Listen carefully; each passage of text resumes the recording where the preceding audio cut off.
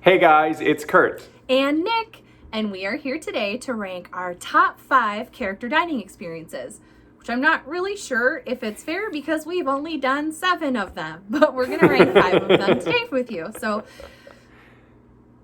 I forgot what I was going to say.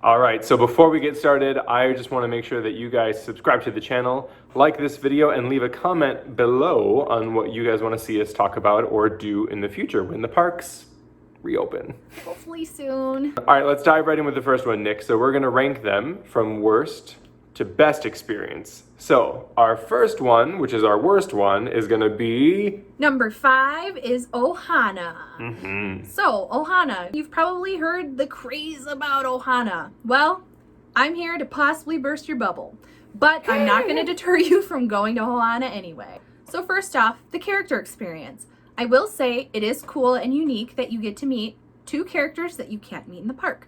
So you get to meet Lilo and Stitch, which they're super cute. The costuming is like really cute, and Stitch, like, who doesn't like Stitch? He's really And you can't meet them anywhere else, right? No, I think sometimes you can meet Stitch for maybe special parties, but like Lilo, absolutely not. And you also get to meet Pluto before you go in. It's kind of random though. It is random, like, but he's got a lei. He's wearing a Hawaiian that's lei. cute. Yeah, it's very cute. It's very cute. We had very brief interactions with the characters. They were pretty much at our table and gone. I mean, so fast that we took such a horrible picture with Lilo. By the time I turned around to ask if we could take another one, gone. Like, sad. Yeah, it was really sad. You can't even see me in the photo. You can just see Lilo, and there's just like this shadow. Just imagine like a blurred Lilo like running to the exit. Literally. And that happened with Stitch as well. It was very quick. But you know, like sometimes you're almost in your 30s and you want to meet a big blue dude in a suit, and that's fine. But we didn't get to. So let's move on to the cost. We went for breakfast, and it's $40 for breakfast. That's kind of pricey, especially with the way that Ohana is. This one is an all you care to eat. So they bring out platters of food, of pre-selected food from their menu. And what that included, it was their famous pineapple bread, which was delicious. You've got some meat choices like breakfast sausage, ham, some eggs. But really for like a Polynesian Hawaiian breakfast, you ain't got nothing special. It kind of sounds like it's like Florida's version of like Aulani. Literally, it's like, okay, we threw a pineapple on the plate and now it's Hawaiian. Like, yeah. Especially because I know if you've watched any of our videos, 2 of us are vegetarians in Foreverland, and we told our server this, and he still decided to serve our platter of food with meat touching the non-vegetarian items. And other restaurants I have been in, the chef has gone out of the way to make a separate vegetarian tray for us. Big for Nicole and I, because that was, you know, we could eat like eggs and pineapple biscuits for $40. So that was kind of a disappointment. So overall, the theming, even like the restaurant theming, was not impressed. The service was not great. They really did not like that we were a bunch of adults and kind of forgot us. Maybe it was the end of the shift. Maybe, you know, things happen and that's okay. I would rank it probably a 3 out of 10 for the whole experience in one package. Nicole, what would you rate it? 3 out of 10. A 3. So Nicole's over here doing stuff. She's the behind the scenes of Foreverland. Overall, I would not recommend Ohana. All right, we're gonna leave Hawaii and we're gonna go to England? I don't know, Kurt, you do number 4. Somewhere else. Somewhere. Not Hawaii. I don't We're know. going to stay on the monorail resort line though, and we're going to head over to the Grand Floridian. And we're going to talk about 1900 Park Fair as our number 4 pick. So Nick and I both went to 1900 Park Fair for breakfast, lunch. So I think putting it at number 4 is a little bit generous. We do have to say the overall character experience is what you would expect from the characters that are at 1900 Park Fair. The characters that I got to meet were Alice from Alice in Wonderland, the Mad Hatter, Winnie the Pooh, Tigger, Piglet, Mary Poppins. I think that's it. I think that's all. Yeah, so kind of what Kurt was talking about, we went with my 2-year-old niece to 1900 Park Fair for breakfast, and sometimes with those face characters, it is really hard for them to kind of snap into character when something awkward is going on, and my niece was terrified of the face characters. So like Mary Poppins came and my niece was scared, and I was like, girl, you a nanny? Like, you should be able to handle this in character. And she, you know, it was really uncomfortable, and she kind of wanted to get away from our table as quick as possible, which, like, I don't blame her. Same. But there were 3 or 4 other adults that were really excited to meet, like, Alice, even though we didn't get to meet Tigger or Piglet, but we were really excited to meet those characters. They kind of were, I mean, that's why we go to character experiences. Literally drop how much ever money. I think that for $39, the food kind of makes up for the experience that we both had with the characters. Like I said earlier, my experience was a little bit different because I only went with just Peter and myself. We didn't have any kids.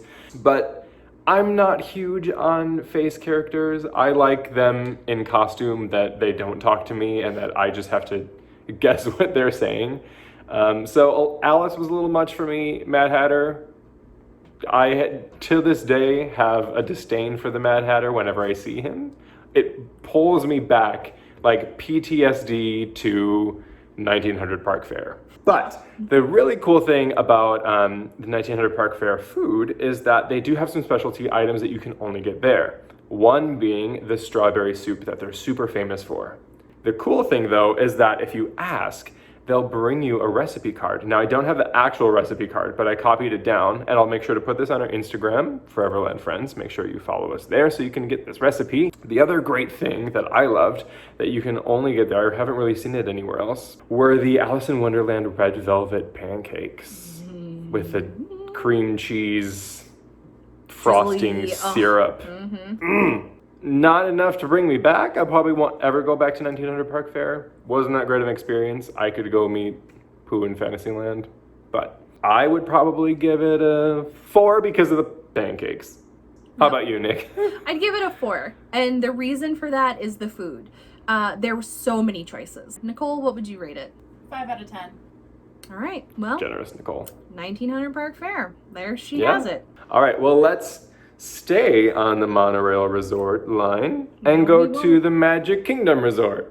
So this is like the halfway point. This is going to be our number 3 and 3.5. We're going to go and talk about Be Our Guest. Yay! Be our guest. Be our guest. Guest. So I've been there for 2 meals. I was there for lunch or breakfast-ish one time, and then also there for dinner. And I think you were also there for dinner, right, Nick? I've been there 4 times. I have 4 been there times. Jeez. 4.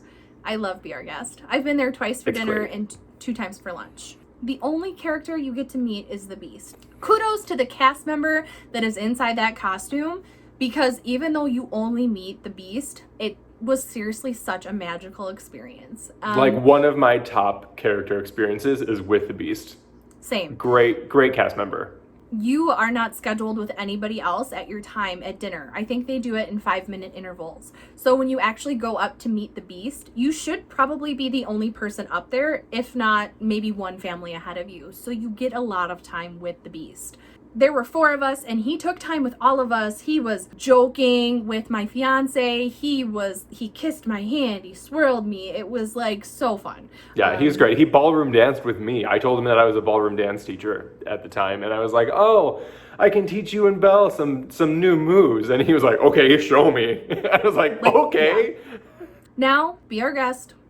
She expensive. It's $55, like, base price but you do get 3 courses. You get an appetizer, your main course, and you get a plate of dessert. The theming, I'm praising. Best theming, hands down, of any Disney restaurant I've ever been to. When you walk into the ballroom, you feel like you're in the movie. It's great. I've sat in the West Wing every time because that is the most themed. When you walk in, it's got the torn curtains. It's got the photo of the prince that is slashed and randomly turns into the beast. It's got the rose. Like, seriously. And like every so often, like a petal like falls off the rose, and like what is that? Every 10 or 15 minutes, there's like thunder crashing, and like the picture changes into the beast, and it's great. It's amazing. The food is great. What's the best part about the food is the chef there is super passionate about keeping things fresh and funky and cool. So you probably will not eat the same meal if you go in a different season. The chef really likes to change the menu up, which some people really like, some people don't. I like it. I think it's fun and it keeps that experience really fresh. Yeah, I agree. Be Our Guest dinner was probably one of the best dinners I've ever had at a Disney restaurant. Okay, so out of 10, I'm kind of thinking for like character experience, the Beast is amazing. I would give the Beast 10 out of 10. The whole experience, I would give it a 7 out of 10. I agree. I mean, character-wise, for the Beast, 10 out of 10 experience with him. Food-wise, I would probably give it like an 8 out of 10. Okay, so let's head to the second one, still in Fantasyland. Okay, so Cinderella's Royal Table. This is a little different. In Be Our Guest, you meet Beast at the end, where with Cinderella's Royal Table, you meet Cinderella right away. Cinderella was amazing. She was so sweet.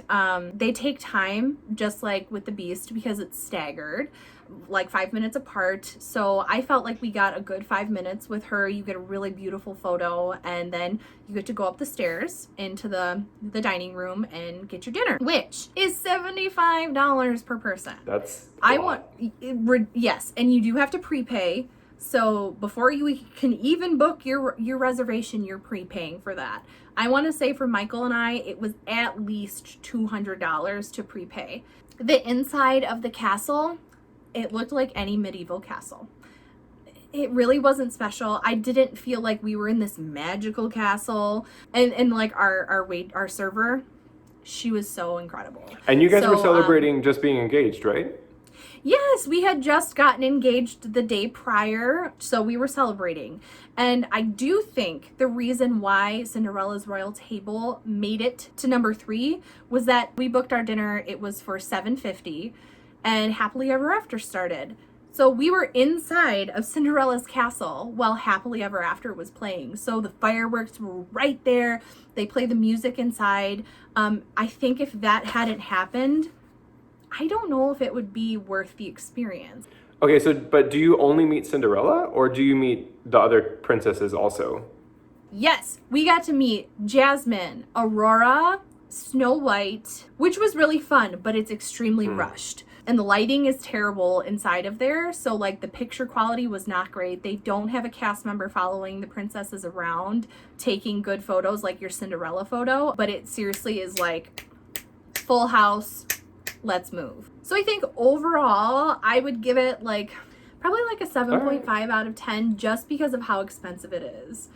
That's really the only thing that I'm like, $75, like. Yeah, and I feel like they're getting away with that because you're eating in the castle. But it's also like the theming isn't that great. There we are, Cinderella's Royal Table. So let's go to California. Yes, come ahead, over Kurt. by me. We're gonna Yeah. be coast to coast Disney friends in like 3 weeks. Anyway, number 2. 4. What? Or 2. How did we? It's 2. It's Number 2. 2. I voted in Storytellers Cafe at the Grand Californian. The character experience there is unlike any other. I've had Mickey sit down with me in my booth for at least 5 minutes and just talk with me and just listen to me tell him that I moved to LA from New York and that we come to Disneyland all the time. Mickey, Minnie, Chippendale, Pluto, you get to meet all of them, and they have their little maraca parade. Yeah, and on top of it, you get a little storyteller button. The character experience, phenomenal. 10 out of 10. On top of that, the price is not terrible. The price is only $44 for adults, so it's a little bit more than you would pay at Disney World, and there's a lot of characters, and it's a buffet style. But a lot of food, a lot of different options, a lot of vegan options, which was really nice. They had a lot of vegetarian options. They have, I know. But so yeah, overall, I would give it a 9 out of 10. Like just at encompassing character experience, the food, 9 out of 10. That's how great it is for me. All right, so let's go back over to Walt Disney World where pretty much everybody goes anyways, and let's talk about our number one choice. Number one choice. Woohoo! We made it to number 1. And if you stuck around this long, all right, make sure you subscribe. Yeah. Do it. Please. All right, hit it with our number 1. Number 1 is Tusker House, which is located in a kind of an interesting spot, but it's in Animal Kingdom Park in the Africa section. It's also slightly hidden. I've only been there once, and I was almost late to my reservation because I couldn't find it. You're like, where is the entrance? Yep. Yeah, but it's really, Animal Kingdom is just well themed. Yes. So I think that's why you can't find it. So well themed, you can almost miss your dining reservation. You can almost miss your yeah. So, quick story. We went to Animal Kingdom. None of us had eaten breakfast. We were starving. We were looking for any sort of breakfast. Couldn't find it. I got hangry, sat on a bench, and refused to do anything until we ate. We were all searching. We got on the My Disney Experience app, and we were like, Tusker House, okay, it has breakfast, let's do it. So we get there fast, right in. You kind of feel like you're walking into this cute little cafe thing in Africa. So you're seated and you get welcomed with this juice. It's delicious. Well, I think it's delicious. Oh, it's great. What is it called? It's like jungle. It's jungle juice, isn't it? Nicole's gonna look up what it's called. See? She makes this function. Okay, so we figured it out. It is called passion fruit jungle. It's so good. It's so refreshing too. Yeah, and you get as much as you want. It's like the perfect option with breakfast. It's called pog juice too. Passion fruit, orange, and guava. It's called pog juice. So let's get into the characters. You get to meet Mickey, Goofy, Donald, and Daisy. I know people are like, who cares? I can meet them anywhere. But you can't meet them in their cute little safari outfits. Oh, they so cute. They got little safari hats. They got their little safari pants. It's seriously so My favorite is cute. Mickey with like the socks like rolled up over his boots. He's got his little socks. He's got his little safari hat. Oh, you guys don't understand. And they spend time with you. It's a packed house in Tusker House. Doesn't matter. Donald stalked Michael, my fiance, for like 5 minutes, like just messing with him.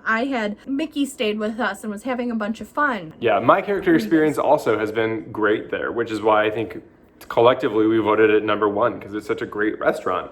I think the characters there go above and beyond, and maybe it's because it's one of those situations where, you know, it's Animal Kingdom. I think not a lot of people would know that it's such a great place to have a character experience. Yep. Thank you, Hangry Nick. Thank you, past Hangry Nick.